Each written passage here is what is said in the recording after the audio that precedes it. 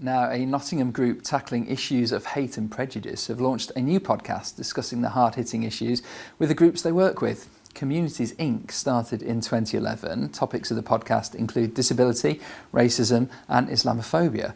Shamsher Chohan is the co-founder of and creative director of Communities Inc. and also the host of the podcast Talking Shop, and she is here now to chat all about it. Thanks for coming in. Let's talk about Communities Inc. first of all. So what's the work you do? Yeah, we started in 2011. Our work is very much about making connections between people. So people with different lived backgrounds, lived experiences, different ethnic backgrounds, religious backgrounds. Because when different people come together to work on common problems, it creates stronger communities. And it builds those bonds that people, some people don't have the opportunity to mix with people that are different. So we try and create those opportunities. And, lo and behold, people start bonding because their children go to the same school. They've maybe got some shared employment history. And that's really sort of what it's about. The other big part of Communities Inc. is about our bystander programmes. So, that's about if you see somebody being targeted by inappropriate behaviour or hate or hostility in your environment, whether that's in your neighbourhood, your workplace, your school or college, things that you can do to help. The deep psychology of the bystander is a denial of a connection. Right. Is when you see something happening and you think, that's got nothing to do with me. That person's not from my school or not from my class. Right. And so the antidote to that is actually building connections. So that's a really big part of our training and the activities that we do.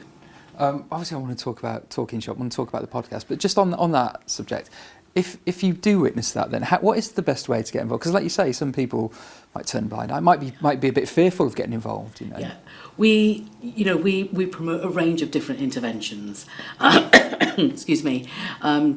It depends on the situation, it depends on the environment that you're in, whether you know any of the people that are concerned, and also how you're feeling at that time. You might not feel that confident or comfortable.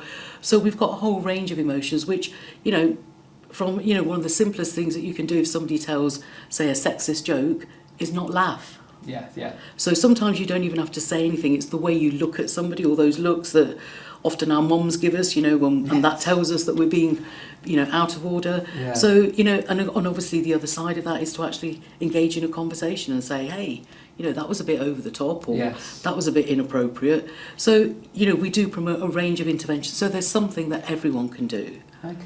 Let's talk about the podcast then. How did it come about?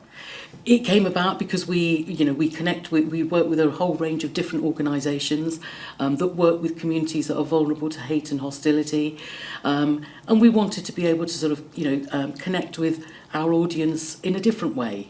So podcasts, we thought actually that would be a really good way of not only talking about the work that we do, but the work that the organisations that we also work with do, and showcase some of the amazing work that they do, but also to reach new audiences. We're hoping that more people will be able to find out through the medium of the podcast what we do. Some people rather, are happy to sort of listen to something rather than read something. Yeah. So it was also, promoting an alternative way of sharing the work that we do, really. And you've got that more long-form way to open up conversations as well, I guess. We've been able to cover a whole range of issues around disability, around feminism, around refugee and asylum seekers. We even also spoke to the local MP, Alex Norris, and talked to him about, why is politics important and what's the difference that you can make.